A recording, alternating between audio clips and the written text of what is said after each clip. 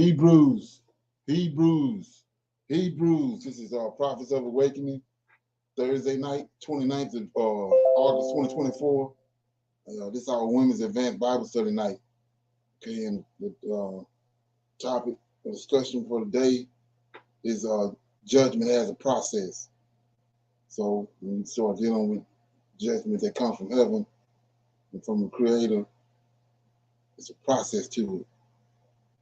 And when you understand how He operates, it never changed, right? So we're gonna look at that process today and rightly divide it. Okay. Go to our YouTube channel, The Prophets of Awakening, and check out our videos. We have over 1,000 videos or so that you can examine, view them, look at them, and get the information out of it. And if you like what you're hearing and receiving, I'm asking you to like, share, and subscribe to the channel. It'll be greatly appreciated. And if you feel the need to support the channel, we have our Cash App at the bottom of the screen. That too be greatly appreciated. Okay. Our hours of operation when we live is Tuesday, Wednesday, and Thursdays, 7 to 9 Central Time, p.m. Then we have our Men's Advanced Bible Study night on Friday nights. It's from 7 to 9 Central Time, p.m. And then we have 2 Shabbat classes, one in the morning, 10 to 12 a.m. Central Time. Then we close the Shabbat out in the evening from 6 to 7 p.m. Okay. So with that being said, for those that don't know, it's a non-Messianic channel. We deal with the Tanakh and the Torah. Okay, the Tanakh being the Old Testament, so-called Book of Remembrance, and the Torah is the first 5 books of the Old Testament that was given to Moses by our Redeemer. Okay. Shalom and welcome to this channel. And welcome to our Women's Advanced Bible Study. Okay. We're going to do our normal, which is a moment of silence, a prayer, Psalms, some women's health. Then we have some current events, some global news, right? And then the need to know information. Then we open it up for some Q&A and a little dialogue. Then we go into our topic, which is judgment as a process. We'll be reading out of Isaiah chapter. We'll be reading Isaiah 1, chapters 1 through 4, in order to show you that process. Okay. This moment of silence is for our Creator and for His Redeemer, the Lord of Hosts, and all that they're doing at this very moment to bring about our prophesied deliverance of us being delivered from our enemies and taken back to our homeland. Okay.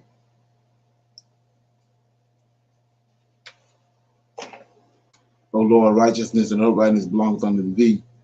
Therefore we come before thee at this hour, seeking thy face and looking for righteousness and uprightness, that we may walk before thee as thy servants David, Solomon, Samuel, and Hezekiah did, that we may walk before thee in truth and in righteousness and in rightness of heart.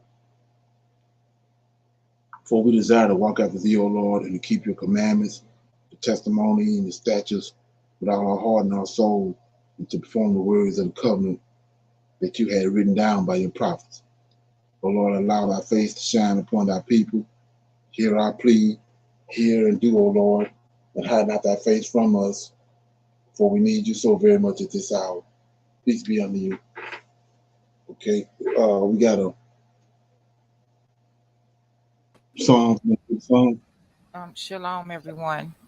The sister that was supposed to read it was not able to come on and read it, so I will do the Psalms and Women's Health, Brother Leonard. I will read.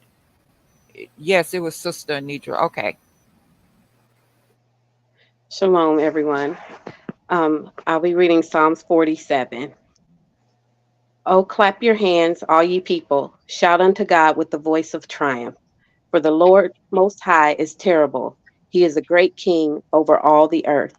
He shall subdue the people under us and the nations under our feet. He shall choose our inheritance for us, the excellency of Jacob, whom he loved. Selah. God is gone up with a shout, the Lord with the sound of a trumpet. Sing praises to God. Sing praises. Sing praises unto our King. Sing praises. For God is the King of all the earth. Sing ye praises with understanding. God reigneth over the heathen. God sitteth upon the throne of his holiness. The princes of the people are gathered together, even the people of the God of Abraham. For the shields of the earth belong unto God. He is greatly exalted. And that was Psalms 47. Shalom. Okay. So, anybody have any comments on it? So, like I was saying before, notice how in verse 1 it says, "Oh, clap your hands, all you people, and shout unto the God with a voice of triumph." So, like I was saying, they tricked us with this word God. Then you get to verse 2, it says, "The Lord Most High is terrible. He is the King over all the earth." So we know that's the Lord of hosts. So they were using this word uh, interchangeably, but it's not correctly, because you would assume that he's talking about Yahweh, but we know he's talking about the Lord of hosts, and he's not uh, the Most High. He's the Lord of hosts, second in charge in heaven and upon the earth. He does all creative beating for him, but they want you to think that because they got this one God thing going on, they want to make it look like it's they one and the same, but we know they're not. Okay. So with that being said, got some current events. We got the women's health moment. My bad. Yes, sir. Shalom, everyone. Tonight, I'm going to do a recap on appeal.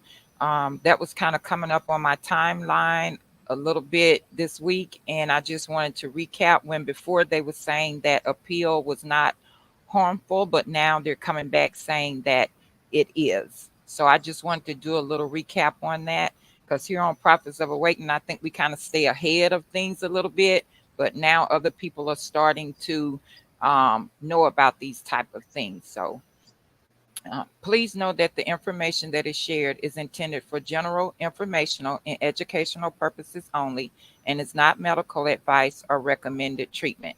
Tonight's discussion is on appeal. And I'm not talking about the appeal where you can request or reference to some person or authority for a decision or judgment. I'll be discussing appeal, APEEL, also known as appeal, which is an edible thin plastic coating that's on our fruits and vegetables. First, let's talk about how Appeal was founded. Appeal was founded in 2012 by James Rogers in Goleta, California, after receiving a $100,000 grant from Bill and Melinda Gates Foundation to help reduce post harvest food waste. Bill Gates backed food waste prevention startup Appeal and also raised over $200 million from Oprah, Katy Perry, Singapore government, and the Rockefeller Foundation, just to name a few. After the initial grant backing, it was still provided by Bill Gates. Now, let's talk about what is Appeal. Appeal is an edible thin plastic coating that adds an extra layer of protection, which slows the spoilage by keeping more moisture in and oxygen out. And when I was reading, this makes the fruits and vegetables last 3 times longer, maintaining freshness and quality for longer. Appeal is colorless, odorless, and tasteless on produce. Every plant on earth has a peel that protects it. The top layer of the peel is called the cuticle layer, which keeps moisture in, allowing the plant to breathe without drying out. A peel protects fresh produce after it has been picked by adding a microscopic extra layer of what already naturally exists on fruits and vegetables. Appeal is allowed for use on fruits and vegetables in the United States, Canada, China, Japan, Kenya, Mexico, and South Africa without restrictions. Additionally, Appeal is allowed for use on the following fruits in the European nation, Norway, Switzerland, and the United Kingdom. Appeal is allowed for use in additional countries beyond those mentioned. Appeal fruits and vegetables are found in Target, Walmart, and Costco, the Fresh Market, and Kroger's, just to name a few. Cucumbers or avocados may not be wrapped in plastic, but there's a big sign saying it is coated in appeal to protect freshness and reduce plastic waste. The fruits and vegetables also have a sticker on them with the word appeal, also known as appeal. Last but not least, the coating has also been approved for use on organic produce in the U.S., further reducing consumer options, and it can't be removed even by scrubbing the produce. A safety data sheet from Appeal states that it can cause serious eye damage and may cause an allergic skin reaction. It also stated that it is harmful to aquatic life with long lasting effects. I'm going to read Isaiah chapter 49, verses 24 through 26, the mighty one of Jacob. 24. Shall the prey be taken from the mighty, or the lawful captive delivered? But thus saith the Lord, even the captives of the mighty shall be taken away, and the prey of the terrible shall be delivered. For I will contend with him that contendeth with thee, and I will save thy children. 26. And I will feed them that oppress thee with their own flesh, and they shall be drunken with their own blood, as with sweet wine, and all flesh shall know that I, the Lord, am thy Savior and thy Redeemer, the mighty one of Jacob. Tonight's discussion was on appeal, also known as appeal, and I read Isaiah chapter 49, verses 24 through 26, the mighty one of Jacob. Shalom, everyone. Okay. Appreciate that information. Okay, we want to go to some current event. Are continuing down the wrong path. This is something that we've seen over the past few years, and it's only getting worse. Experts say that this will soon be out of control. Now, today I want to address what that path is, why so many people are struggling, and what this means moving forward for you and I. So I'm going to break all this down in just a moment, but all I ask is one thing. It takes 2 seconds. Go ahead, hit that like button if you enjoy these daily updates. And now, let's begin.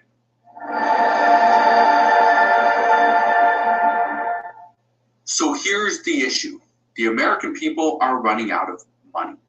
We don't have money. We don't have savings, and we don't have any additional stimulus coming our way. So what are the American people doing? Well, we continue to put all of our expenses on credit cards. Well, what happens when those credit cards are maxed out? Well, this is what one company found out just recently. Look at this. Affirm shares surged 16% after better than expected results and strong guidance. This was from just yesterday. Now, what is Affirm, and why do we care that their shares surged by 16%? Well, here's the reason why I'm bringing it to your attention, and I also want to show you what happened just today. This is Affirm Holdings. Now, you may not know what this is yet, but I'm going to explain it in just a moment. Affirm jumped up 33% just today. Okay, if I show you the last 5 days, this was their stock, okay, between $30 and $32. Then it jumped up just yesterday, okay, in after hours trading. Then this morning, here it is at $42. Now, why does this matter? It matters because of what Affirm does. Look at this.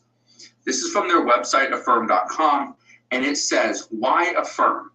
We started Affirm because credit cards aren't working. They lure us in with perks, but end up costing a lot. The average U.S. household has $6,000 in credit card debt. With Affirm, you'll never owe more than you agree to up front. Instead, you'll always get a flexible, transparent, and convenient way to pay over time. Now, how does it work? And you may have seen this on certain websites, but the way Affirm works is pretty simple. They break down your total costs. So let's say you're going to pay $99. Well, what they're going to do is they'll break it down, and you can do 3 equal payments of $33. So 3 payments of $33, and then your item will be paid off. But guess what? This isn't layaway. You will agree to pay the 3 payments of $33, and as soon as you make that purchase, again, the $33 payment, guess what? They ship your item. They send it to you. You don't have to wait. It's not layaway. You have to pay the whole item off before they give it to you. They give it to you immediately, and then you pay it off, just like credit. Well, here's the reason why this is such a big deal. Because the company, again, it's surging. Stock market is going crazy over this. Why? Because they now know people are continuing to use them. Look at this. Revenue of $659 million beat the $604 million average analyst estimate. So again, it beat. That's the reason why this is such a big deal. People are struggling. The American people are the consumers. They're going in the wrong direction. We continue to spend money on things we don't absolutely need. I was talking to a friend of mine just the other day, and we were, again, going back and forth about, yeah, Americans, they have more money than they're really letting on. But I was telling them, being very honest, that no, they have access to money. They have access to some purchasing power. It might include pulling money from their 401k, taking a HELOC from their home, which wouldn't be a great idea right now. Also, taking money out of just their regular portfolio, their stock market, right? And again, what a lot of people are doing is using credit cards, using pay now or buy now, pay later services like Affirm. This is what they're doing.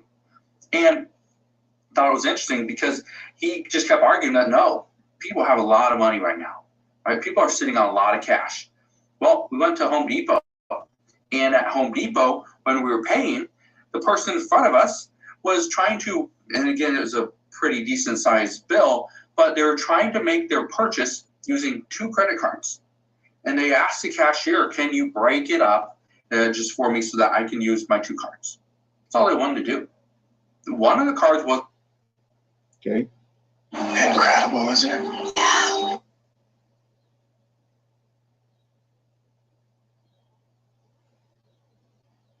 Wasn't enough. They didn't have either a high enough limit or they had too much debt on it. They didn't have cash. They didn't have a debit card that would cover it. So they were paying with 2 credit cards. Is this a sign of what's to come? I think it is. Because look at this. It says the average credit card debt is on the rise for Americans in 2024. Not only is it on the rise, but it's going to exceed expectations. It's going to break all records. That's what we're about to see. Now, look at this right here.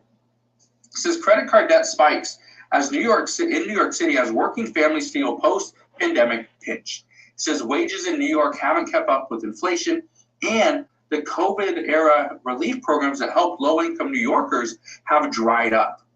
This is from just 2 days ago. Here's the reason why I'm bringing this to your attention.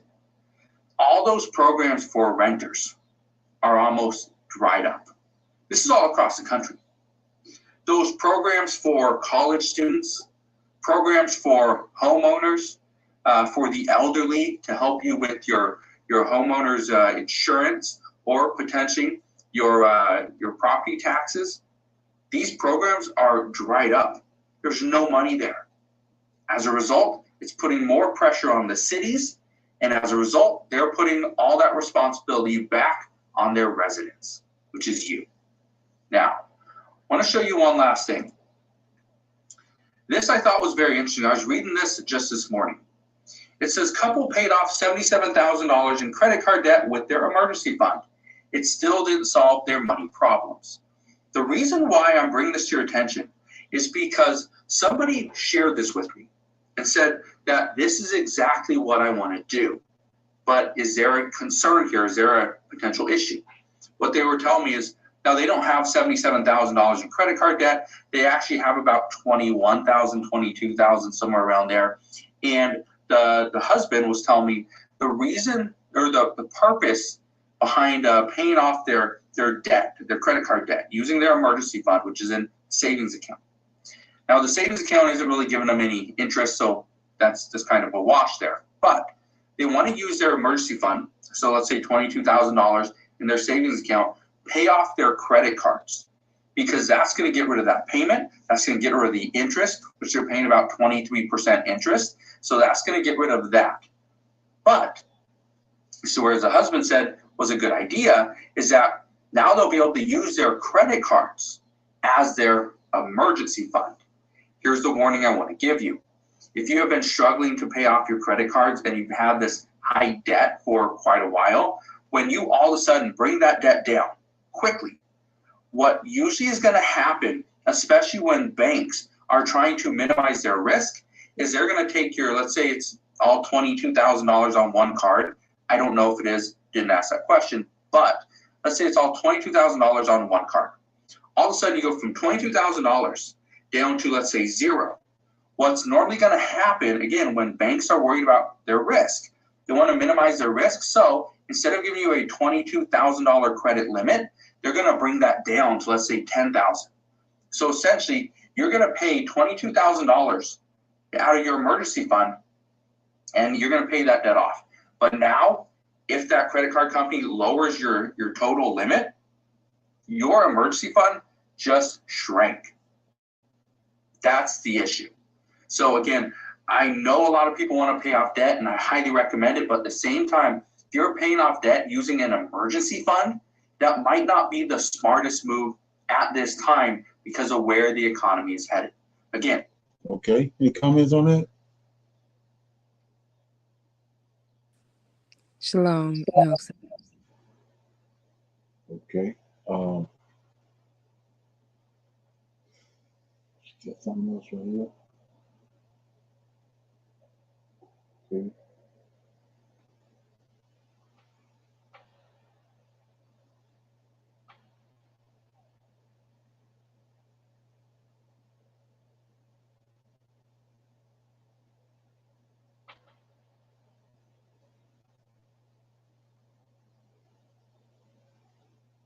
What if we told you that France is still actively working in the Sahel region, despite the fact that 3 countries in the Sahel have cut off ties with it, thereby reducing its influence? Would you be surprised? Well, you shouldn't be after all. Even though African countries gained independence some decades ago, the stark reality on ground is that colonization has not ended. The system and structure that powered colonization are still in place till today. So it's baffling why some people think colonization has ended. Think about it. France had one of the highest numbers of colonies in Africa, and history tells us that it was because of these colonies that France was able to rise to its current place as one of the world's global powers. One French leader is reported to have said that without Africa, France would become a third world country. This tells us how important Africa is to France. So knowing this, do you think that the government of France would just relax and accept that their influence is reducing in Africa as a result of the leaders of Mali, Niger, and Burkina Faso? The answer to that is no. Withdrawing its military troops from Mali, Niger, and Burkina Faso may seem like a victory for these countries, but it has opened an opportunity for France to carry out covert and clandestine operations to spread their influence in the Sahel. This time, France is not influencing the leaders of the Sahel to carry out its interests because that avenue has been closed. But France is using other tactics, and among them is fueling insurgents groups. Yes, you heard that right. France is fueling insurgents groups in the region to cause destabilization in the region. It may seem almost barbaric to say it, because France, like other countries in the West, prides itself on being the guardian of democracy and human rights. But history tells us that these so-called guardians are actually the ones that have perpetuated crimes and abused human rights to serve the interests. We all are aware of the countless number of times that France has carried out assassination attempts, many which have succeeded on African leaders who stand against them or have a different ideology from them. So, the idea that France is fueling the insurgency in the Sahel region, while barbaric, should not be shocking. But before we dive into that, let's talk about France's new strategy in the Sahel region. As we said, France's withdrawal from the Sahel is just a facade and an illusion from the truth, which is that it hasn't really changed the dynamics of power that has existed since the period of colonization. French tel rouges may not be physically present and diplomatic relations frayed, but the infrastructure of control remains firmly in place. This infrastructure is built on decades of intelligence networks, economic dependence, and political alliance, all of which have been carefully crafted to suit and promote the interest of France. This was confirmed by Vincent CR, a former operative of the French Foreign Intelligence Service, DGSE. According to Vincent and his colleagues, the withdrawal of French forces from the Sahel region is not necessarily a setback, but an opportunity and a chance to change tactics from overt military presence to covert tactics. Now, according to reports, France intelligence agents have been repositioned to neighboring countries such as Benin and Nigeria, where they continue to monitor, operate, and manipulate events in the Sahel region. Not surprisingly, this repositioning is a calculated move by France to keep France's hands in the affairs of the Sahel region without the obvious footprint of a military occupation. By relocating their operatives to nearby countries, France can maintain the illusion of respecting the sovereignty and decision of the leaders of the Sahel while also exercising control over the affairs of things from neighboring countries. Now, one of the ways to maintain control over a region is to control the security of the region. Recent reports have emerged which revealed that France has been covertly supplying arms to insurgent organizations operating in the Lake Chad Basin, including Boko Haram and other Islamic jihadist groups. The question is why? Why would France arm groups causing chaos and instability in a region? The answer and logic behind this strategy is cold and inhumane. Think about it. By keeping the region destabilized, France can justify the necessity of its military presence and intervention in the region. According to reports, the weapons are channeled through a network of intermediaries and shadowy army dealers, which ensure that there is no direct connection to France. These shadowy arm dealers then deliver the weapons to insurgents groups under the guise of being supplied by rogue actors or other regional powers.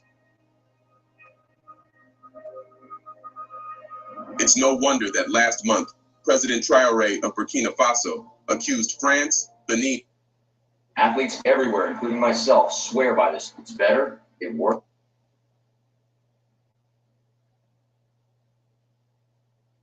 Ivory Coast of destabilizing his country.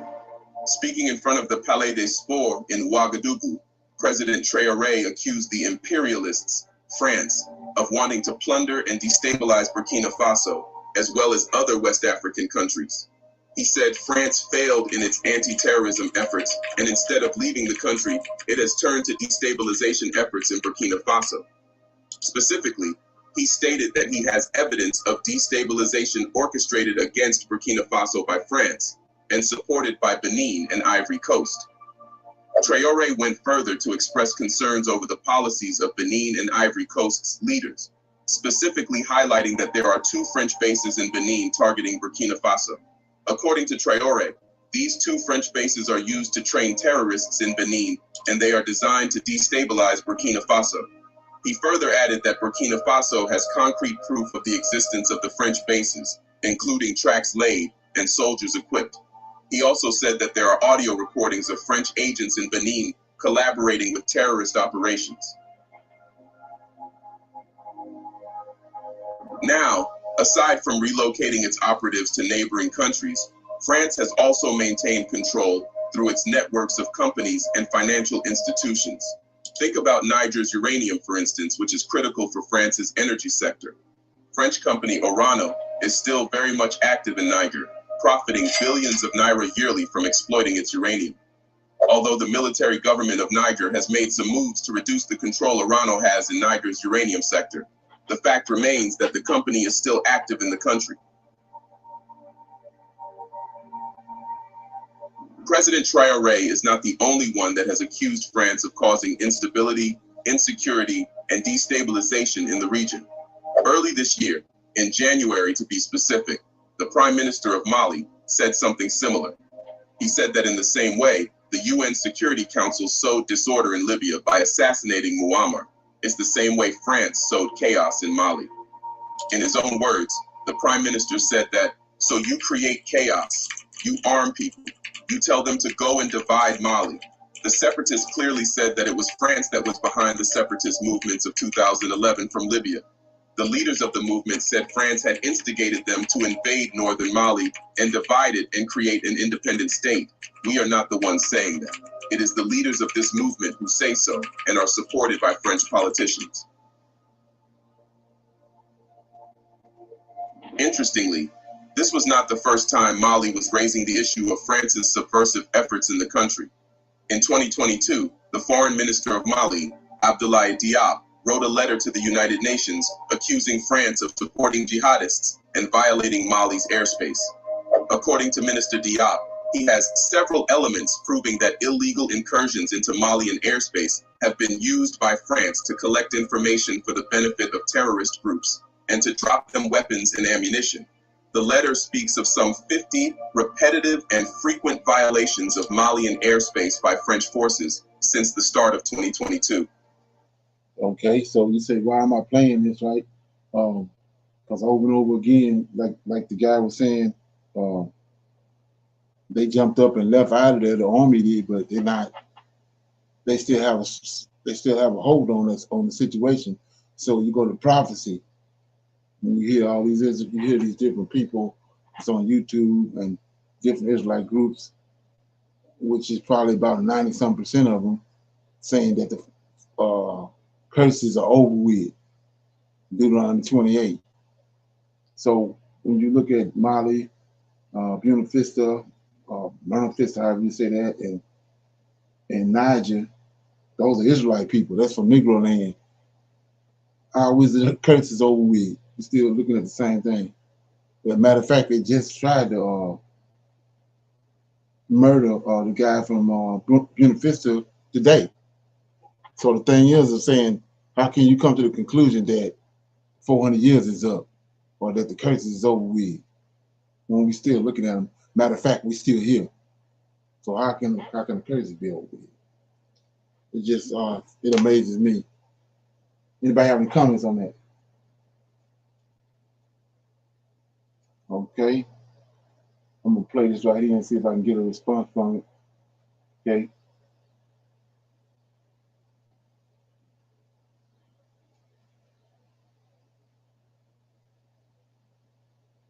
We know you have.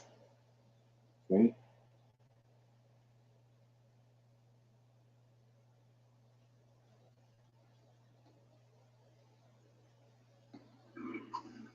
Peace and blessings. Campaign trail on this Friday, August 23rd. And I got a good hot topic for us today, and that is the topic of our women. This is for the brothers. Our women have become our greatest ops by choosing to give themselves to our open enemy, choosing to be the instruments and the tools and the weapons and the cheerleaders and the soldiers of our open enemy. Our women have become, I'm saying that they naturally are our ops or our enemies, but they have chosen to give themselves to our ops and to work for our ops and for their agenda. So I wanted to kind of like post this and do a little reaction to this. I don't know if y'all seen this clip on my page for the last few years, but I wanted to bring this over here, and here we go. A conversation with a sister today. She said, you know, Brother Farrakhan, some sisters and I were talking, and we said we had come to the conclusion that there really weren't too many good men around. And I said, well, yes. So she said, we were asking the question, what needs to be done? I said, well, sister, I said, what you see in the man is what you produce. Whoa, heard that? What you see in the man that you don't like is what you produce. Let's listen to what he means by that. You condemn the fruit of your womb. You made it. So if there's something wrong with the man, that means, dear sister, there's something wrong with you. No, say it ain't so, Minister Farrakhan. Say it ain't so. Let's hear what you mean by that. And if there's something wrong with you, unless what is wrong with you is fixed, then there'll never be any better men for you to fall in love with. Because where there are no decent women, there are no decent men. For the woman is the mother of civilization. You got to take that responsibility. Now look at what I'm saying. Oh. Whoa. Oh, man. I was with you. See, that's why I'm not with y'all Muslims, because y'all blaming. Y'all blaming. What about the man's part? What the man got to do with it? All right, let's listen. Crazy people all right. Look at it now. The Bible says in the book of Proverbs, y'all all right? It says, a wise child maketh a glad father, but a foolish child is the heaviness of its mother. You make them fools, sister, or you can make them wise. You can make them devils, sister, and you can make them gods. You got the womb, and there you have the power to fashion life. What do you want it to be? So look, sisters. Wow. Okay. That's what we're talking about. Based on who has the womb, based on which gender both male and females are fashioned in. Every human being is fashioned and formed physically, mentally, emotionally, and spiritually in the body of the woman, the female. They have the womb. So ultimately, they produce whatever product that we have today. Let's keep listening to this part. And brothers, this is why the Honorable Elijah Muhammad says 75% of his work is with them. You are 25% of the problem. She's almost the whole problem. Whoa. That's deep. 75% of the problem. Why is that? It's not because they're the enemy, it's because they're the vessel or the gender that carries and develops the human being. We get the woman right, man. You got a future. You don't know what to do with her. No, brother, I know you want a teacher. Baby, don't listen to nobody but me.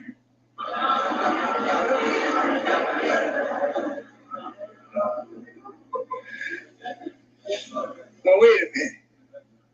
Now, look at what you made out of. Maybe you better let a friend help you with her. And since God created her, He's the best knower of how to cultivate her. Now, brothers, I don't want you to feel that I'm neglecting you.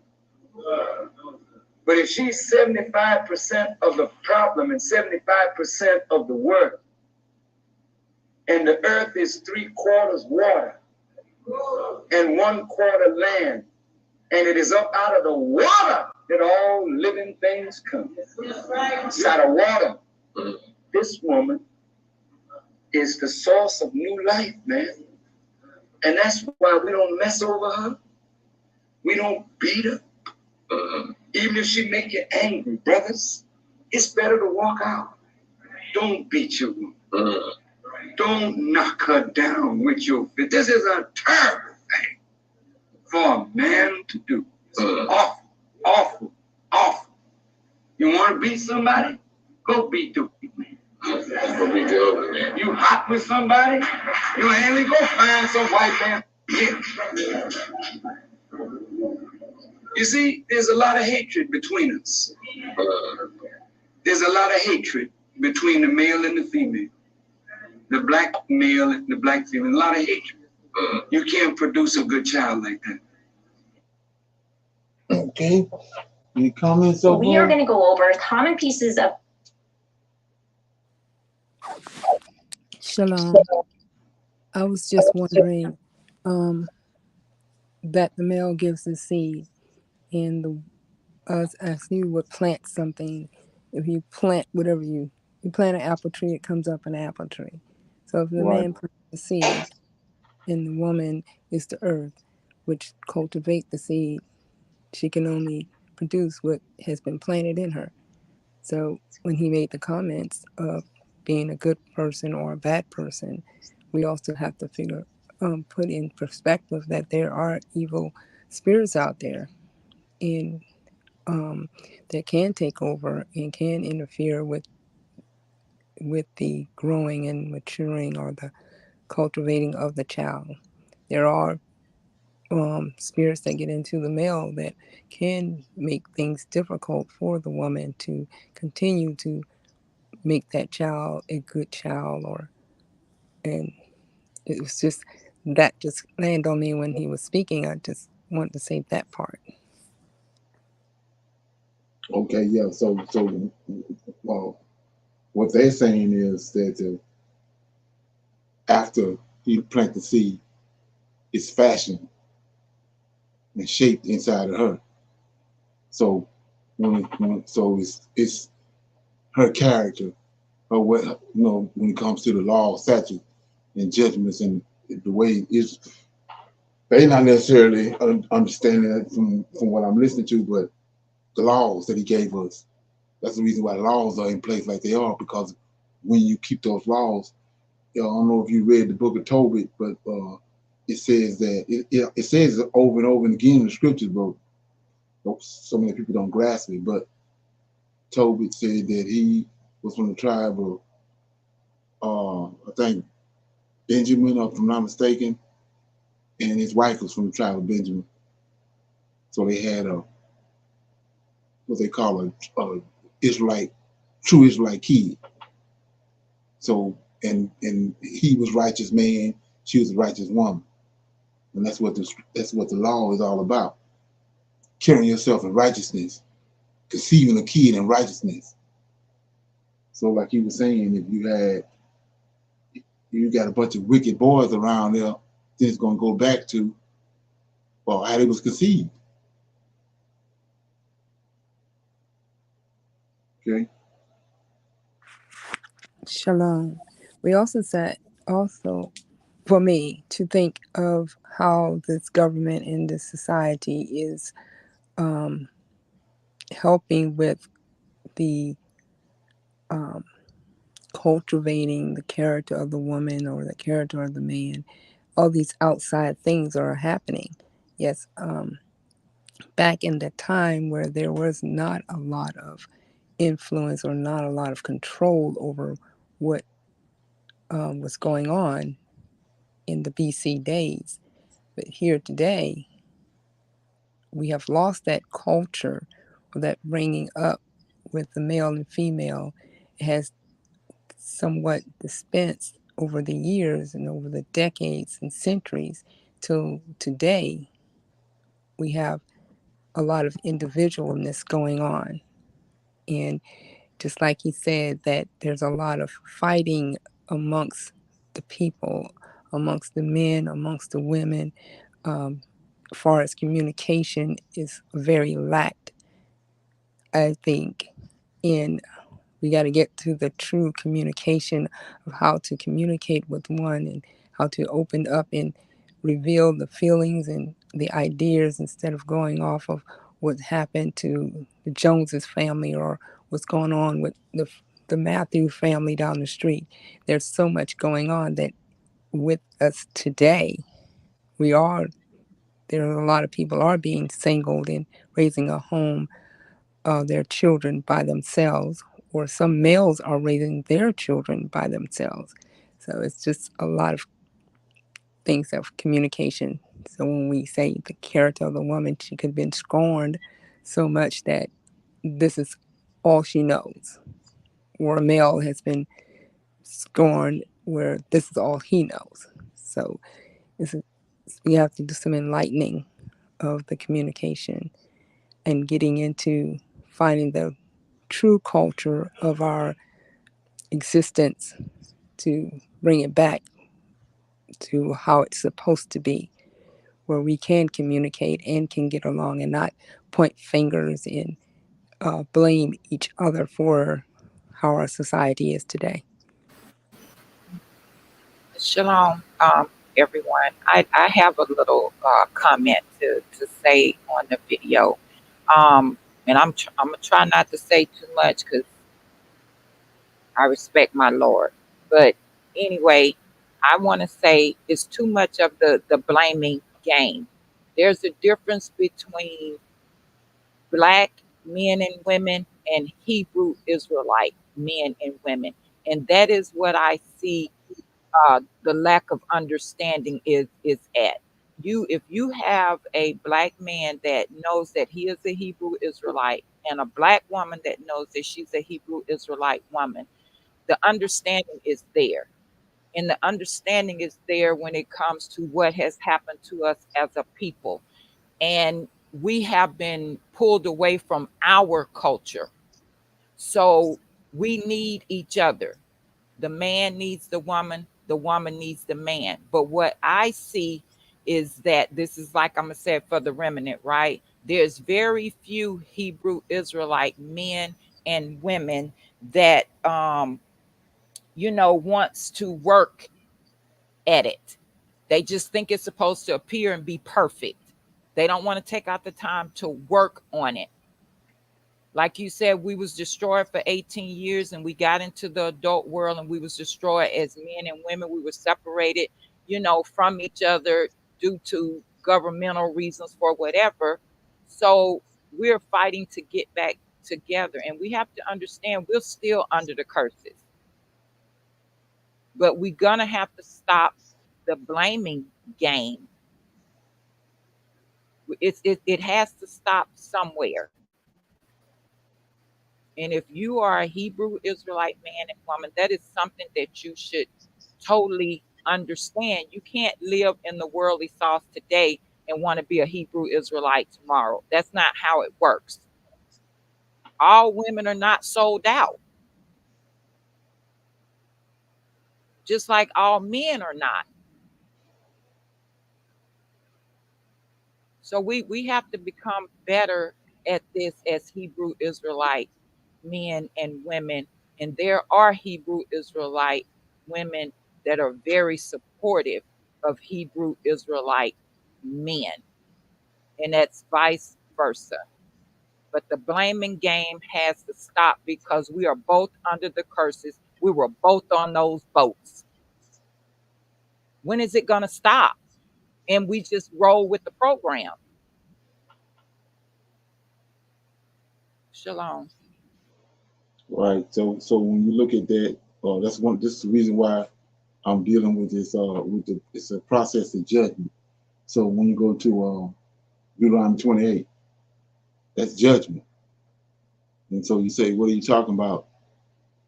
Like I said, when you go back to our history, we had our Redeemer with us, protecting us, and when we did, we went wrong, went astray, he would bring another nation there and put us under subjugation.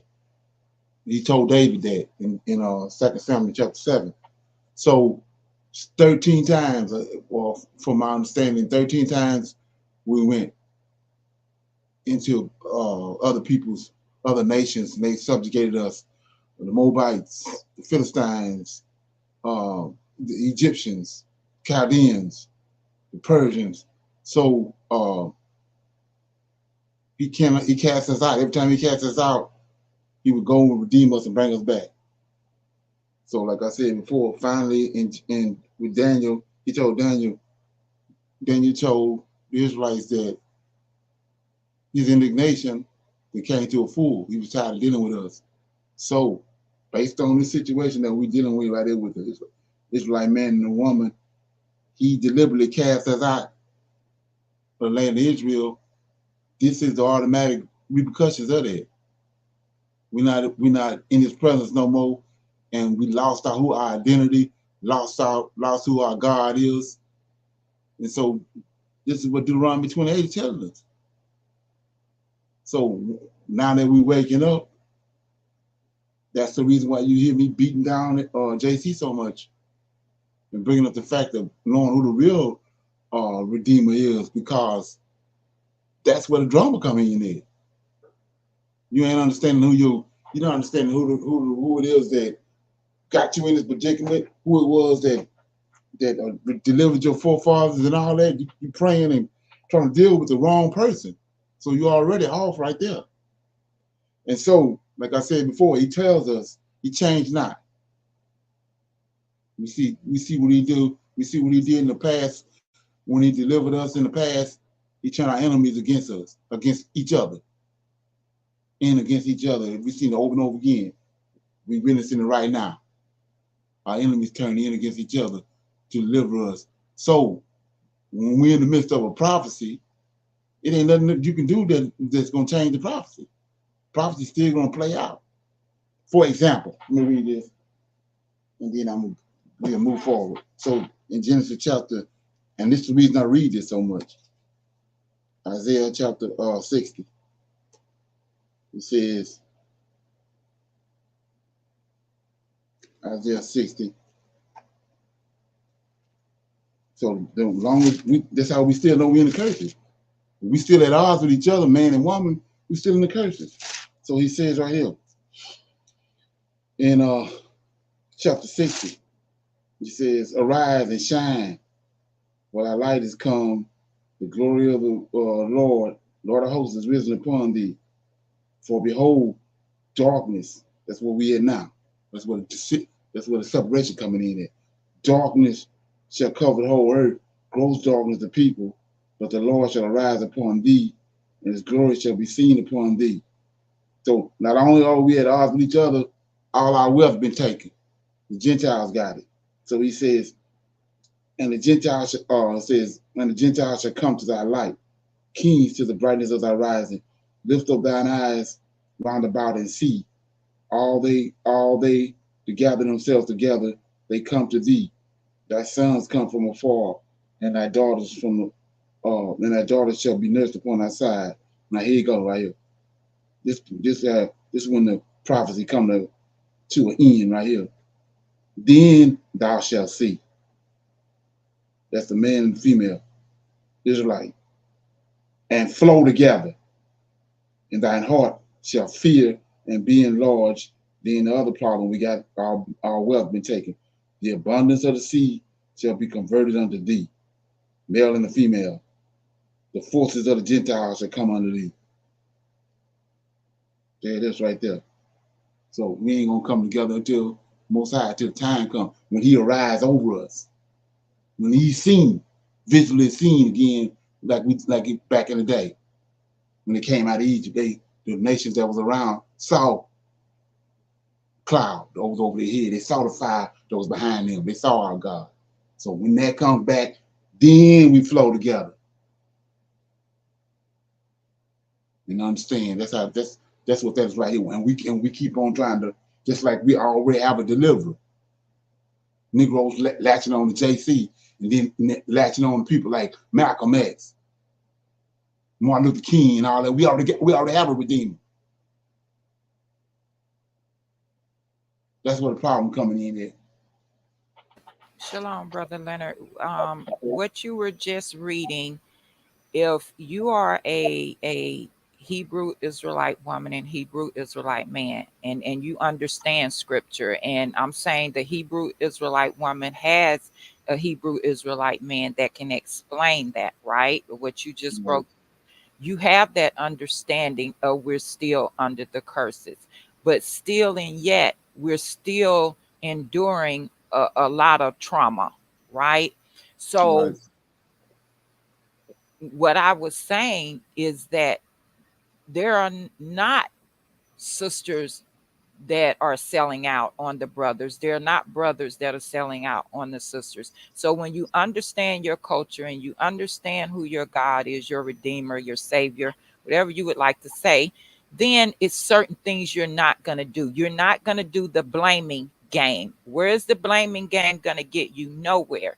You're just going to have the understanding that we're still under the curses and we do the best that we can do.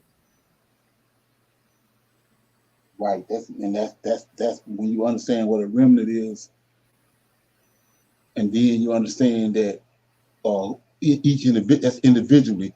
That's the reason why I'm going to do what I'm going to do right here with Isaiah 1-4. It's the process to the judgment. So anyway, so you see and you look at it, it's individually. You get to the point where you realize that, then you conform to that, but everybody don't get there. So it's individually. Like I said, when you sit there and you see we see it all the time on the internet, on these different channels where they started dealing with JC.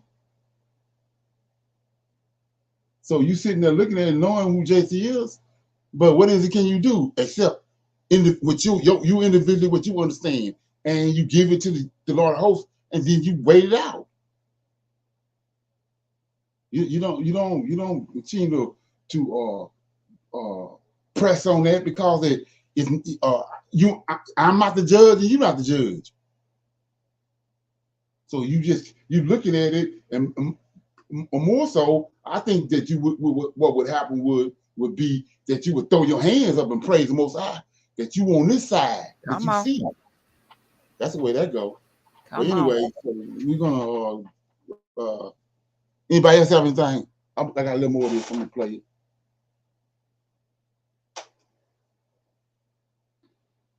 Teacher, that's my leader, teacher, guide, my master, my sensei. And the laws of nature is what he's talking about. The laws of the natural role of the male and the female is what he's talking about. So we're talking right now about the woman, because the woman is the one that's promoting power and freedom and my body and my choice and equality. And this is how the enemy is enticing them and appealing to their ego and their pride, and their desires to be equal and great and be empowered and powerful. And the same snake serpent, they've been listening to now is stronger and wiser and more wealthy and rich than ever, and is offering those big luxury,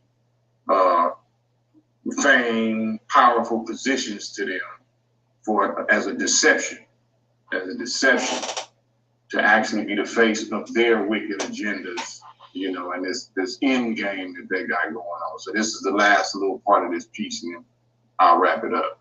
Said, wait a minute. I'm a professional woman, and you're a failure.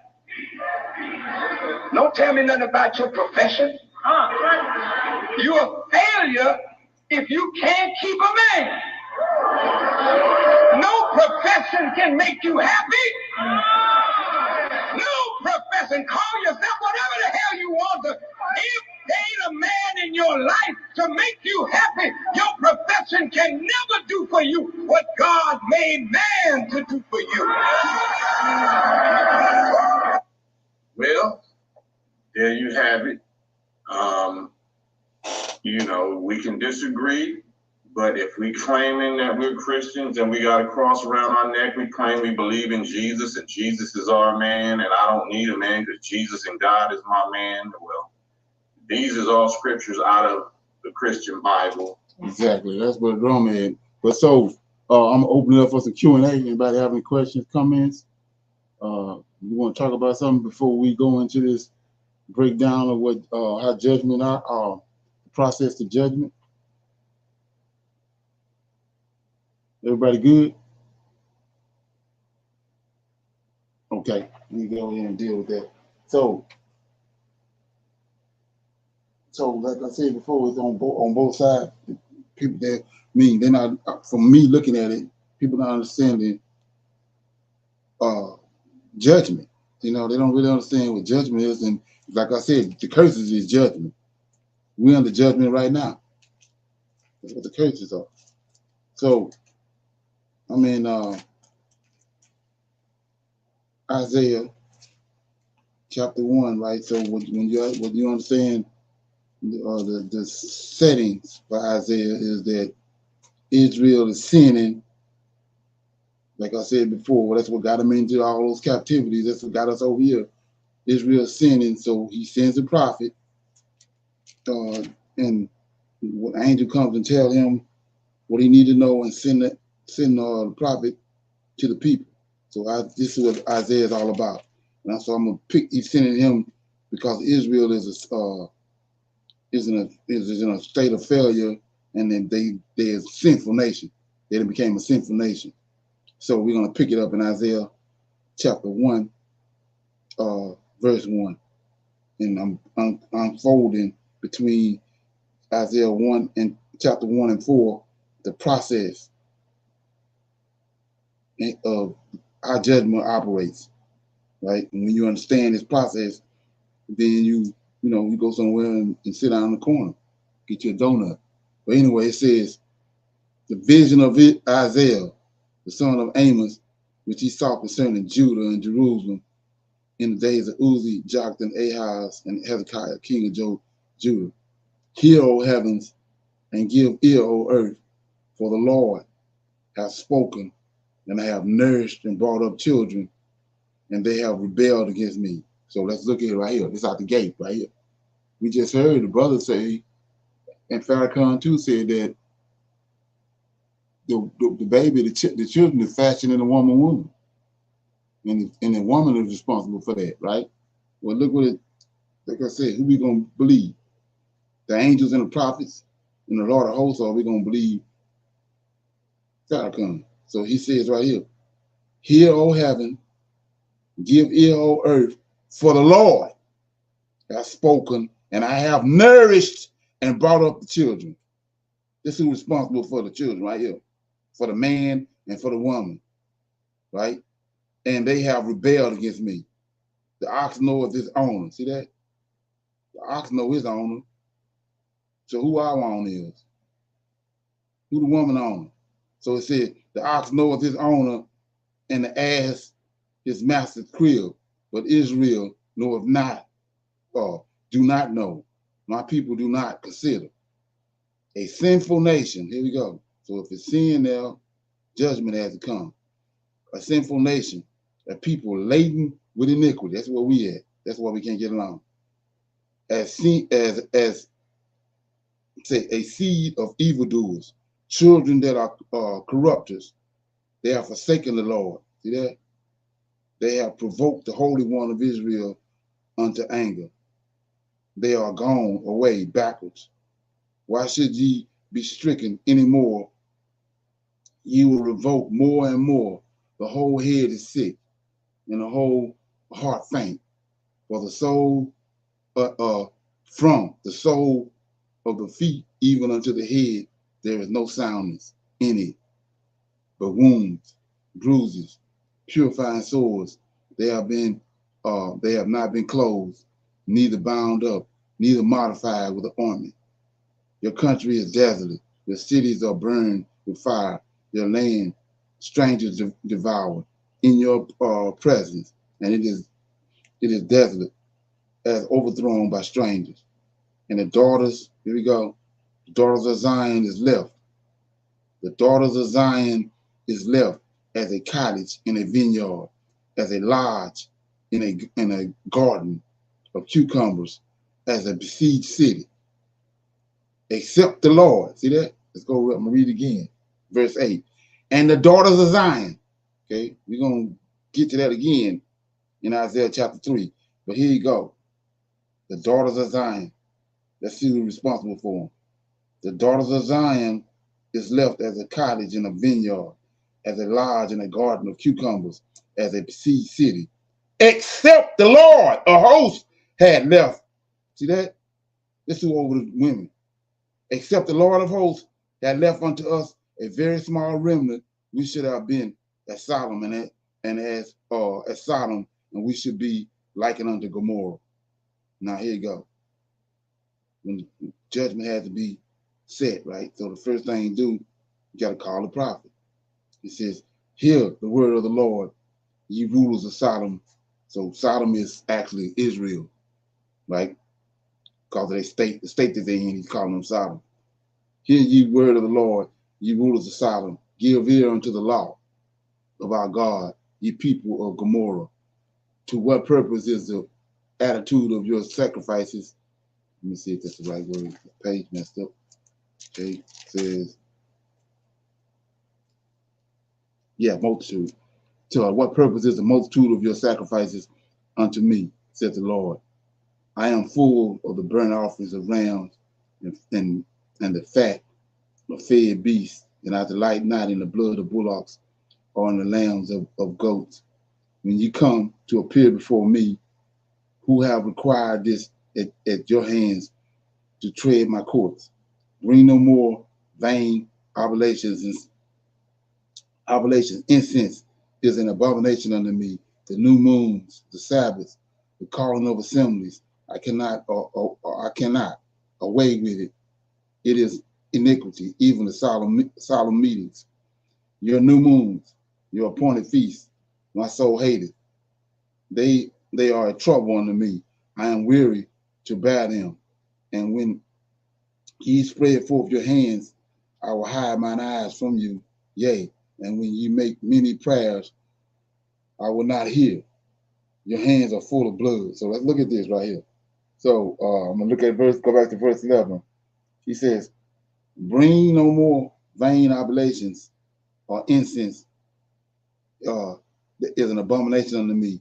The new moons and the Sabbaths, the calling of assemblies, cannot away with it. It is iniquity, even the solemn feast. So who doing this? Who do the oblations? Who do the sacrifices? Men, right? Women ain't doing that. 14. Your new moons, your appointed feasts, my soul hated. So these are men. They are trouble unto me. I am weary to bear them. So why are you saying this right here? Because he had the answer to the Yahweh in heaven. He got to answer to Yahweh. Everything that we doing down here, if he don't handle it right, just like with the Levites, they don't handle it right, Israel gonna go astray. And they got to answer to the Lord of hosts. So he got to answer to Yahweh. That's why he's saying this right here. They are trouble unto me, right? Because his boss. I am weary to bear them. I don't want to bear them because they're trouble for me, right? And when ye spread forth your hands to him, right, I will hide my eyes from you. See that? Yea, and when you make many prayers, I will not hear. Your hands are full of blood. These men. Women ain't doing this. They don't have this role. 16, wash you, make you clean, put away the evil of your doings from before mine eyes. Cease to do evil. Learn to do well. Seek judgment. See that? Relieve the oppressed. Judge the fatherless. Plead for the widow. You got the woman coming into play right here. Right? 18. Come now and let us reason together, saith the Lord. Though your sins be as scarlet, they shall be as white as snow. Though they be red like crimson, they shall be as wool. If ye be willing and obedient, ye shall eat the good of the land. But if ye refuse to and rebel, ye shall be devoured with the sword, and for the mouth of the Lord hath spoken it. How is the faithful city become a harlot? Is it not full of judgment, righteousness lodged in it, but now murderers? Thy silver is become dross, and thy wine mixed with water. Thy princes are rebellious, and the companions of thieves. Everyone loveth gifts and followeth after reward. They judge not the fatherless, neither do the cause of the widow come unto them. Therefore, saith the Lord of hosts. Tell you who it is, the Lord of hosts, the mighty one of Israel. I will ease me of mine adversaries and avenge me of mine enemies, and I will turn my hand upon thee. See that? This is who the judge is. And purely purge away thy dross and take away all thy team, and I will restore thy judges as at first, and thy counselors as at the beginning, afterwards, thou shalt be called the city of righteousness and a faithful city. Zion shall be redeemed with judgment, and her coverts with righteousness, and the destruction of the transgressors and the sinners shall be together, and they that forsake the Lord shall be consumed, for they shall be ashamed of the oaks which ye have desired, and ye shall be confounded for the gardens that ye have chosen. For ye shall be as an oak whose leaves faded, and as a garden that have no water. And the strong shall be as tow, and the maker of it as a spark, and they shall both burn together, and none shall quench them. So let me break this down right here. 28. It says, and the destruction of the transgressors and of the sinners shall be together, and they that forsake the Lord shall be consumed. So let's look at who forsaken him and why.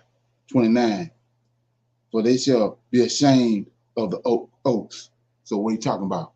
Like I told you, the trees and the like it says in Isaiah 66, when he come back, he's gonna deal with the people that's in the grove eating swine's flesh, and the mouse, the abomination of the mouse. They got these places where they meet these angels, these fallen angels. That they'll venerate that place, turn it into a grove, and put flowers and all that around it, and fix it all up. So look what he says, 29. For they shall be ashamed of the oaks, which ye have desired. So you desire the oak tree because you saw an angel there, you met an angel there, and dealt with him, whatever, however it went down, or demon or whatever. So he says, so you the oaks which you desire, and then ye shall be confounded for the gardens. That's the groves that ye are chosen. So they went away from him. This is how they went away from him. They worshiping these fallen angels and these demons and all of these idols that you can set all up under these trees and made these groves, right? Then it says, and the strong shall be as tow, and the master, the maker of it, as the maker that made the grove, as sparks, and they shall both burn together, and none shall quench it. So we know who's coming right here. Nebuchadnezzar coming. Jerusalem get burned. Not only the temple, but the prince's house, everybody's house get burned. So the word that Isaiah the son of Amos saw concerning Judah and Jerusalem, and I'm in chapter 2, verse 2. And it shall come to pass in the last days that the mountains of the Lord's house shall be established in the top of the mountains, and it shall be exalted above the hills, and all nations shall flow unto it. And many people shall go and say, come ye, let us go up to the mountain of the Lord, to the house of God of Jacob, and he will teach us his ways, and he will walk in the paths. For out of Zion shall go forth the law and the word of the Lord from Jerusalem. And he shall judge among the nations, and shall rebuke many people, and they shall beat their plows they'll beat their swords into plowshares, and their spears into pruning hooks. Nation shall not lift up sword against nation, neither shall they learn war anymore. Now here you go. Judgment on the proud. O house of Jacob, come ye, and let us walk in the light of the Lord. Therefore thou hast forsaken thy people, the house of Jacob, because they'll be replenished from the east, and are soothsayers like the Philistines, and they please themselves in the children of strangers. So they're sleeping with strangers, right? Their land also is full of silver and gold, neither is there any end of their treasures. Their land is also full of horses, neither is there any end of their chariots. Right? They are warmongers, right? 8. Their land also is full of idols. They worship the works of their own hands, that which their own fingers have made. And the mean man bowed down, and the great man humbled himself. Therefore, forgive them not. So they bowing down to these, I told you, in these groves, bowing down to these idols, to these, places where they met these angels, fallen angels at, and demons and all that, right? 10, enter into the rock, that's him, and hide thee in the dust for fear of the Lord and for the glory of his majesty. The lofty looks of man shall be humble, and the haughtiness of men shall be bowed down, and the Lord alone shall be exalted in that day. So this is another example right here. I can't let this get by. It says the Lord alone shall be exalted. So go back to, like I said, these nut buckets talking about the Lord our God is one Lord. They got that, interpreting it right. So 12, for the day of the Lord, a host shall be unto everyone that is proud and lofty, upon everyone that is lifted up, and he shall be brought low, and upon all the cedars of Lebanon that are high and lifted up, and upon all the oak trees, of all the oaks of Bashan. They go to oaks again. See, you got giants to tell you that these. That's why it says oaks of Bashan. These giants, right? But anyway, I want to go back and show you something. In the video, the guy was saying at the end how the white man gave them the Israelite women, the black women perks, and gave them these jobs, and they high and lifted up. See that? They high-minded, proud, and they high and lifted up. Well, look right here, verse 12. For the day of the Lord, a host, shall be upon everyone that is proud and lofty, and upon everyone that is lifted up, he shall be brought low. So it ain't my job to bring them low. It's the Lord's whole job. Everybody that's high and lifted up, it's his job to bring them down. See that? 13. And upon all the cedars of Lebanon and of the high and lifted up, and upon all the oaks of Bashan. So these giants, they high and lifted up. They refuse to bow down to the Lord of hosts. So anything had to do with heaven. And upon all the high mountains, and upon all the high hills that are lifted up, and upon every high tower, and upon every fenced wall, and upon all the ships of Tarsus, and upon the pleasant places, and the loftiness of men shall be bowed down. I can't do that. I don't know no Negro can do that. The Lord holds job. So he says, 18, and the idols he shall utterly abolish, and they shall go into the holes of the rocks and into the caves of the earth for fear of the Lord, for the glory of his majesty when he arises. See that? When he arises to shake terribly the earth. Judgment. In that day, a man shall cast his idols of silver and his idols of gold, which he made, each one for himself to worship, to the moles and to the bats, to go into the cliffs and to the rocks and into the tops of the ragged rocks, for fear of the Lord and for the glory of his majesty, and when he arises to shake terribly the earth. Cease ye from man, whose breath is in his nostrils, for wherein he is to be accounted of. See that? So you got somebody over us that we're accounted for. The judge is over us. Okay, so it says, chapter 3, for behold, the Lord of hosts, doeth take away from Jerusalem and from Judah the stay and the staff, the whole stay of bread, the whole stay of water, the mighty men and the men of war, the judge, the prophet, the prudent, the ancient, the captain of 50, the honorable men, and the counselor, and the cunning artificers, and the eloquent orators. Like I said, these are all men right here. These are all jobs, titles that these men got in Israel. So remember that right there, right there, what he said. He's going to attack these right here. He's going to attack it. The mighty man, he's going to attack them, just like he's doing now, the curses. The mighty man, the men of war, the judge, the prophet, the prudent, the ancient, the captain of 50, the honorable man, the counselor, the cunning artificer, the eloquent orator. And I will give children to be their princes, and babes shall rule over them. See that? That's what we have right now. All these are men. 5. And the people shall be oppressed everyone by another, and everyone by his neighbor, and the child shall behave himself proudly against the ancients, and based against the honorable. Same thing today. And when a man shall take hold of his brother, of his house, of his father, saying, Thou hast clothing, be thou our ruler, and let this ruin be under thy hands. In that day shall he swear, saying, I will not be a healer, nor in my house is neither bread nor clothing, and make me not a ruler of the people. For Jerusalem is ruined, okay, and Judah is fallen, because their tongues and their doings are against the Lord, to provoke the eyes of his glory.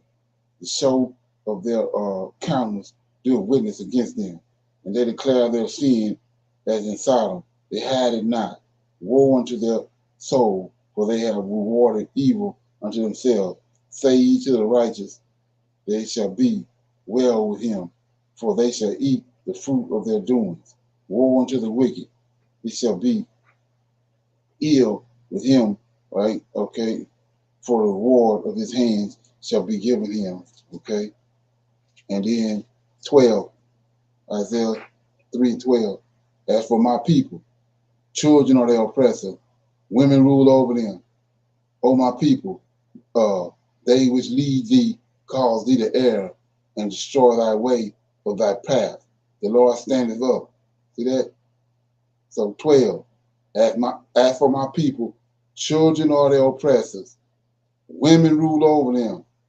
O my people, they which lead thee cause thee to err, and destroy the way of thy paths. Now look who has to stand up.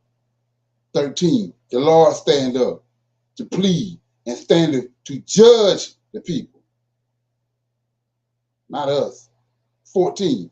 The Lord will enter into judgment with the ancient of his people and the princes thereof, for ye have eaten up the vineyard, the spoils of the poor is in your house. What means ye that ye beat my people to pieces and grind the faces of the poor, said the Lord of hosts. Now we get to the big time famous judgment to the daughters of Zion, right? So 16, moreover, the Lord of hosts said, moreover, the Lord of hosts said, because the daughters of Zion are haughty and walk with stretched forth necks and wu-tang eyes and walking and mincing as they go and making tingling with their feet, therefore the Lord will smite thee with a scab of the crown of the head of the daughters of Zion, and the Lord will discover their secret parts. In that day, the Lord will take away the bravery of their tinkling ornaments about their feet. In that day, the Lord shall take away the bravery of their tingling ornaments about their feet, and their coils, and their round ties like under the moon, and the chains, and the bracelets, and the mufflers, and the bonnets, and the ornaments of the legs, and the headbands, and the tablets, and the earrings, the rings, the nose jewels, the changeable suits of apparel, the mantles, the wimples, the crisping pins, the glasses, the fine linen, the hoods, the veils. And it shall come to pass that instead of a sweet smell, there shall be stench, and instead of a girdle, a rent, and instead of a well-set hair, baldness, and instead of a stomacher, a girded sackcloth, and burning instead of beauty. Now here you go. Thy men shall fall by the sword, and thy mighty in war, and her gates shall lament and mourn, and she being desolate shall sit upon the ground. So let me go back to 24. And it shall come to pass instead of 25, thy men shall fall by the sword, and thy mighty in war. What are you talking about? I just told you to hold it back over here. Chapter 3, verse 1. For behold, the Lord of hosts, doeth take away from Jerusalem and from Judah the stay and the staff, that's men, and the whole stay of the bread and the whole stay of water. Then here you go. The mighty men, the men of war, the judge, the prophets. See that? That's how he judged the women. He took away all the men. See that? He spoke about it over here in chapter 3, verses 2 through 6, but then he come over here and he come right back to it in verse 25. The men shall fall by the sword, and thy mighty in war, and her gates shall lament and mourn. Then these daughters of Zion, she shall be desolate and shall sit upon her feet. We're looking at that right now. We ain't got nothing to do. Go get a donut and some water because he gonna do it. We already seen it in the process. So it says, and in that day, 7 women shall take hold. All this being read in context now. And in that day, 7 women shall be take hold of one man, saying, we will eat our own bread and wear our own apparel, only let us be called by thy name to take away a reproach. So why they doing this? He just killed all the men. Ain't that many men? That's why it's 7 of them to 1. He killed all the men off. So then 2, in that day shall the branches of the Lord be beautiful and glorified, and the fruit of the earth shall be excellent and comely for them that are escaped. See, these are the ones that escaped from the judgment of the Lord. It's a remnant. Ain't that many? 3, and it shall come to pass that he that is left in Zion, and he that remains in Jerusalem shall be called holy, even everyone that is written among the living in Jerusalem. And when the Lord shall have washed away the filth of the daughters of Zion, and shall have purged the blood of Jerusalem from the midst thereof by the spirit of judgment and by the spirit of burning. I'm going to read it again. When the Lord shall have washed away the filth of the daughters of Zion, and shall have purged the blood of Jerusalem from the midst thereof by the spirit of judgment and by the spirit of burning. And the Lord will create upon every dwelling place of Mount Zion and upon the assemblies a cloud and smoke by day, and a shining of a flaming fire by night. For upon all the glory shall be a defense, and there shall be a tabernacle for a shadow in the daytime from the heat, and for a place of refuge, and for a covert from the storm and from rain. That's how judgment works. So I ain't got no business because of the Lord hosts is the judge. Like I say, when you doing one thing and you come up missing because you don't understand how it works. Most High, the Lord hosts the judge. Like I said, he ain't the creator. He the judge. That's what Lord host means. So like I said, the brother said that he put Adam to sleep and formed a woman for a helpmeet. So what do you mean by helpmeet? Children. When the man got the seed, he put the seed in the woman, he the one doing all the work in the stomach. He the one forming and fashioning the baby. So if you keeping his laws and statutes, baby gonna come out right. It ain't nothing she doing. The Lord of hosts. And when the man get out of place or the woman get out of place, he got laws and statutes and judgments for them to be judged by. Okay? Any comments or questions before we go? Shalom. Yes, sir. I have a little comment, and that's what you read is a better understanding of Proverbs 1 and 7, where it says the fear of the Lord is the beginning of knowledge, exactly. Right?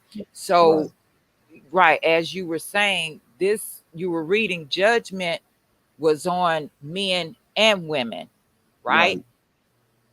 Right. So, let me get back over here where you was at. In verse 4, a lot of people think one thing when it comes to 7 women taking hold of one man, but it's not the way that they're thinking. Exactly. That it is because, you know, the men have been reduced in population, Right. right? So when Because we of the have Lord. sir, Because of the Lord, the judge. right, yes, okay, so over on 2 and 17, right, where it says, and the loftiness of man shall be bowed down, and the haughtiness of man shall be low, right? Right. So we Exactly. have to get an understanding of what haughty means. So Right. not only were women haughty, men were too, Exactly. right? Okay, I Right. just want to get an understanding. One more question, Brother Leonard. When over on 1 and 19, where it says, if ye be willing and obedient, ye shall eat the good fruit of the land. Who is the ye? Israelite, man and woman. Okay, the man and woman. Okay. But you know the order. The man got the household. They within the house. There's rules around his house, just like she got rules. Right. So Adam, So when God is the judge. okay, so when Eve sinned, right? Adam Right. did not judge Eve, right? The Lord Well, judged. he didn't respond to the sin. That's what he Okay, didn't do. right, but we talking about judgment. So did Adam judge Eve? No, he didn't judge it. Okay, that was my It's not for question. him. It wasn't for him to judge it. We just saw in Isaiah who the judge is. Right. Okay, so that was my question of what I was asking, to get a clear understanding and to get the point across, because there are others listening. Like you said, the Lord is the judge, not man. Right. Okay. You got, like I said, it's a process in place, but the end result is that he's the judge. You have to understand, especially now in 2024, we ain't in charge of nothing. In Curtis, he said that a man's gonna come in your house and sleep with your woman, and you ain't gonna be able to do nothing about it. Mm-hmm. So I ain't the judge. Mm-hmm. Who's gonna fix that? The Lord is gonna fix it Yes, sir. in a appointed time. So Yes, that's how sir. that works. So yeah, so like I said, in the situation in the garden is that Adam was supposed after she was defiled, he wasn't supposed to deal with her no more. He continued on to deal with her. That's where he messed up at. Because we see later Yeah. on when you get to Jerusalem, when they in their land, what he told them to do when somebody's caught in adultery. Right. Okay. So do we say Eve was being manipulative when Adam slept with her after she sinned? No, she like I said, you got to look at the whole picture. Is they was full grown children. They ain't had no childhood. They was naive. They was grown but naive like children. So Okay. So she didn't see nothing wrong with it. So it wasn't right. about Yes, her sir. being manipulative. She just went. Adam was her husband. She went when he wanted to do something. She did it again. But Okay. So not it's saying that she didn't defile herself. right. So we can say that is the way we are today. We are grown children. We are, you know what I'm saying? We are embracing a totally new life, or our culture, right? This is just an example. I'm just saying, because I really think that this needs to be talked about and explained. Yeah, that's not the Because same thing though. It's not the same okay, thing. Because, okay, that's we've already had a nation. He got a whole tribe of Levites. Now he's raising them up. So women today are not in the same position, particularly what Eve was in. Because when you understand that he got people in place, like I was saying, if you got the information that's going forth on Prophets of Awakening, if he brought you to this place, he led you here. yes, So sir. nobody have no excuse. I was going somewhere else with that, but okay, yes, sir. So I get it, but again, if we're under the curses and there are people in place, and if you're on Prophets of Awakening, just like you're speaking of, right? You broke it down tonight about judgment. The understanding should be more extended than what it is. Again, you're not the judge. It's not a blaming game.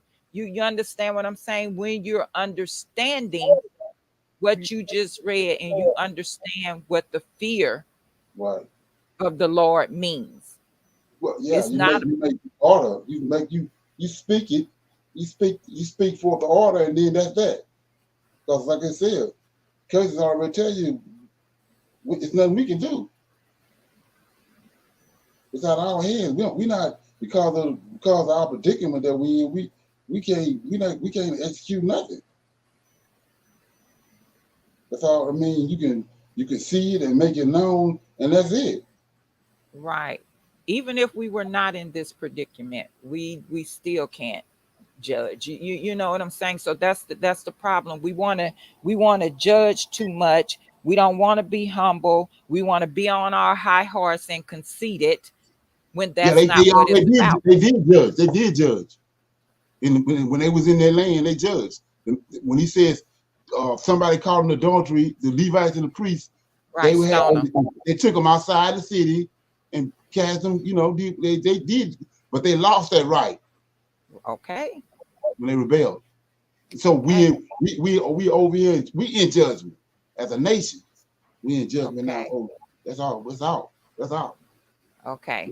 That's all. I just want to clear it up and Right. make it be known on the record that we are not under the curses because of the women.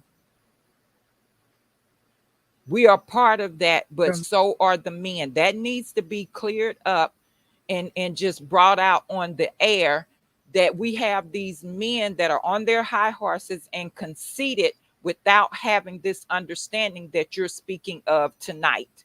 Because you have Hebrew Israelite women that are trying, but you still have these so-called Hebrew Israelite men that steady beating the women down. Like I say, it's not about a blaming game. It's about this truth that you're speaking tonight, so that we both have a better understanding of the truth and the reason why we're in this situation we're in. Right. So the thing that when you sit there and you look at this situation, the people that's on Prophets of Awakening, you come on Prophets of Awakening. I mean, we on here 6 times a week, right? 4 days out of the week and twice on Shabbat. So the people that's on here, this been heard, this been revealed.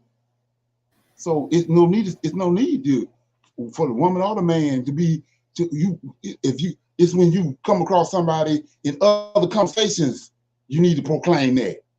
Right. You ain't But got there to are some people proclaim that it are on here.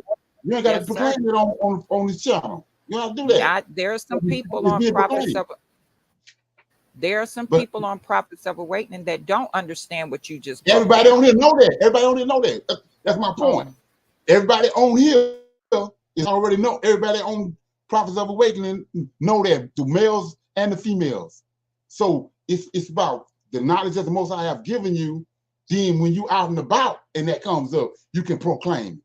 You don't have to proclaim it on here, male or female, because it ain't, whoever, whether it's male or female doing it, it don't need to be proclaimed on this line. It don't have to be. That's a waste of time. That's what I'm saying. So and just let it fall off, because it don't need to be proclaimed. We've been on here for what, 5 or 6 years. Okay. Anybody? Yeah, go ahead. It's being on this channel. We are not just on the channel. We are on the channel with the YouTubers, and I believe that's the enlightening she wants. We're trying to, or is being portrayed. The YouTubers that are listening in, having to not be aware, or this is their first time hearing it, or they have been listening in and out and then coming in on a part that they are learning and wanting to be engaged, but as they're not getting the full 5 years or 4, 3, 2, 1 of teaching, there is the enlightening of the ones that's listening. We're here on the channel understanding, but the ones who are listening in is the ones, because we're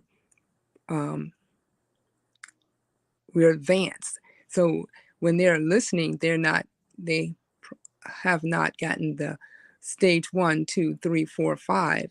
They're engaging in what we're saying, but it's like coming in the middle of the class to listen to what's going on and haven't got the first gist of it, like you said, 5 years back. So that's for the listeners. And some of the new Prophet of Awakening are still engaging and learning. I just what I've taken from the conversation. Yes, and for others to understand, when we played Farrakhan, it was more or less. He did say about how a man should act, but he also said how a woman was doing, and then again, when you be reading in Isaiah 1, 2, and 3, it gives a general, but yet you broke it down. So the listeners who are not having the book, who's not following in the Bible, who's not going from point A to point B, but they're listening, and that's from the outside listening in. I believe that's what the conversation was, to let others be aware of what we're saying, that this is what it is. Everyone, when he mentions, when the Lord of Hosts says man, it does not specifically say the male. It's general, the male and the female. He says, but do not eat bread by itself. Do not idols. Man should not worship idols. Not just a man should not worship. Women also, the female and the male and the female. So I think that word man comes in to play more often as singular than plural as man and woman, if I'm being clear about listening from the outside in. Yeah, well, like I said, the people that's on Prophets of Awakening would understand that. When he say man, he mean man, and then not only that, the order already been established. The people that's only on a regular basis already understand that. That what's what. And so, like I was saying, it's all it's over 1,000 videos on Prophets of Awakening. So if I'm on here tonight and I'm talking about judgment, then that's all we talking about. It's judgment. We ain't talking about nothing else. And if when the Q&A, if something else come up and you ask a certain question about it, is addressed, and then you move on. But the topic is judgment. That's how, because I mean, when you understand how learning is, how learning goes forth, you can't, all the things that's going on in the New Testament and the Old Testament, all the things that has to do with us as Israelites, it can't be addressed all in one class. That's why that's why I do it the way I'm doing it. Yes. You got a topic, but you deal with certain things in certain places, but you can't if you got a topic that you're dealing with, discussion, you can't go to another topic when the topic is this for the night. That's why you have archives. Right. So that was my question when it came to judgment, was that the Lord of Hosts is judging men and women. Yes, like you said, us that has been here on Prophets of Awakening, we understand that there was judges, right, in place. But tonight, as you were reading in Isaiah, you were speaking of the men and the women, right? And Right. that the Lord of Hosts, right, in their roles. Yes, sir. And the Lord of hosts Right. is the Final judge. judge. Right. Final The judge. final judge. Right. Right. So you got a man that has a house, and within that house he has a woman or women, and he has a certain role he has to play to keep the house in order. Then you have children. She's the judge also, because she got the kids can't do on anything, because it all rolls. It all comes from, like I said, it started when you see me say it every time in the beginning of all the classes. The Torah. Lord of hosts gave Moses the Torah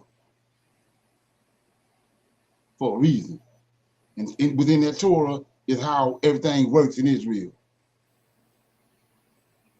And when I just read, he says that, well, it's going to come a time when the woman ruling over the Israelite man and the children ruling over the Israelite man. That's out of order. So when you see that, you already know it's out of order. When you go back and they tell you that Atla was a queen in Israel, then we know Israel had failed. So that's how that goes. It's an order. It don't change. Like I said, the Lord of hosts was the judge back during the time of David. He the judge today. And nothing changed. That's how they go. Yeah. So with that being said, okay, everybody good? Yes, sir. Yes, sir. Okay. So I want to say shalom, shalom, and another shalom. We got our men's advanced Bible study tomorrow night on Clubhouse at 7. Shalom. Shalom, everyone.